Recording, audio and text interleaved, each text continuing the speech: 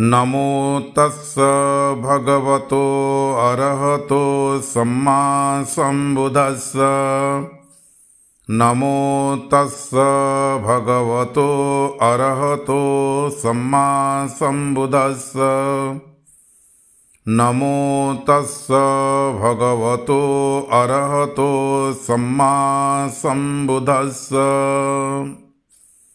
सदा वंदनीय पूज्य भिक्खु संघ, परम पूज्य Bodhisattva Bharat Ratna Baba Saheb doctor B are Ambedkar तथा वर्षावास धम्म साधना में श्रद्धा और उत्साह के साथ जुड़े सभी धम्म उपासक एवं उपासिकाओं को मेरा सादर नमो बुद्धाय।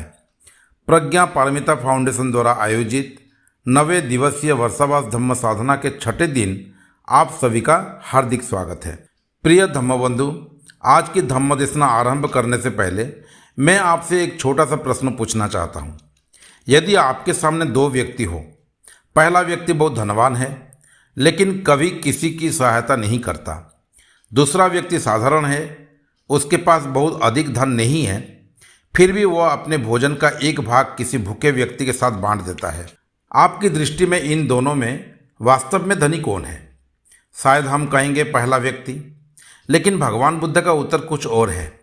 बुद्ध कहते हैं धन से बड़ा है उदार हृदय, क्योंकि धनवान होना भाग्य की बात हो सकती है लेकिन उदार होना साधना की बात है।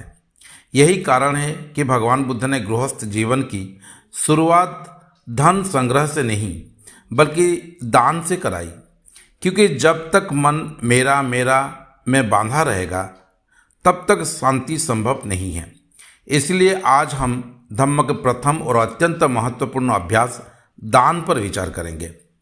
धम्म बंधुओं, भगवान बुद्ध का संपूर्ण धम्म केवल पूजा, प्रार्थना या दर्शन का विषय नहीं है। यह जीवन जीने की कला है और इस जीवन को बदलने के लिए बुद्ध ने गृहस्थों के सामने 3 महान अभ्यास रखे हैं: दान, शील और भावना। ये तीनों अलग अलग अभ्यास नहीं हैं, ये एक ही साधना के 3 चरण हैं। दान हमारे हृदय को विशाल बनाता है, शील हमारे चरित्र को निर्माण करता है, भावना हमारे मन को शांत और प्रज्ञावान बनाती है।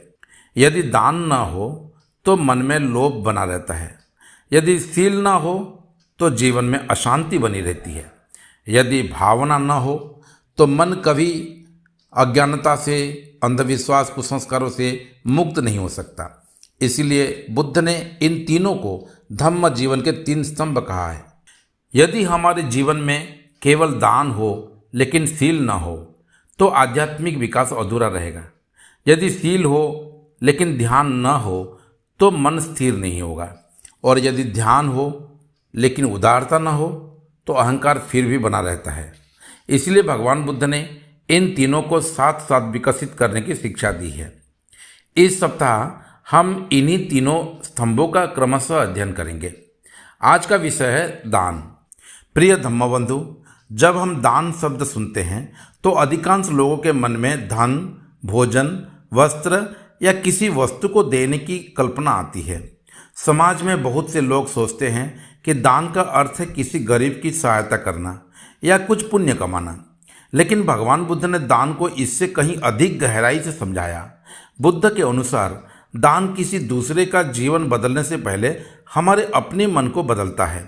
पाली भाषा में दान शब्द दा धातु से बना है, जिसका अर्थ है देना, त्यागना, छोड़ना। लेकिन प्रश्न यह है, हम क्या छोड़ते हैं? क्या केवल धन?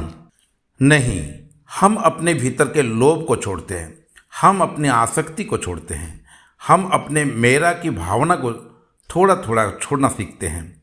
यही बुद्ध के दान का वास्तविक अर्थ है। इसलिए बुद्ध धर्म में दान केवल हाथ का कार्य नहीं है, यह हृदय का परिवर्तन है। यदि कोई व्यक्ति करोड़ों रुपये दान दे लेकिन उसका अहंकार बढ़ जाए तो वह अभी भी भीतर से गरीब है।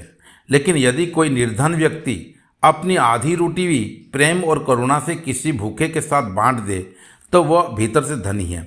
इसलिए भगवान बुद्ध ने दान का मूल्य को धन से नहीं, चेतना से आंका है। याद रखिए, दान का उद्देश्य दूसरे की गरीबी मिटाना नहीं है।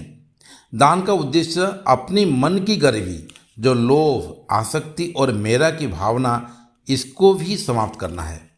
यही दान की महिमा है। प्रिय धम्मबंधु, अब एक प्रश्न उठता है, भगवान बुद्ध ने धम्म के मार्ग की शुरुआत दान से ही क्यों कराई? उन्होंने पहले ध्यान क्यों नहीं सिखाया? पहले प्रज्ञा क्यों नहीं सिखाई? उत्तर बहुत गहरा है।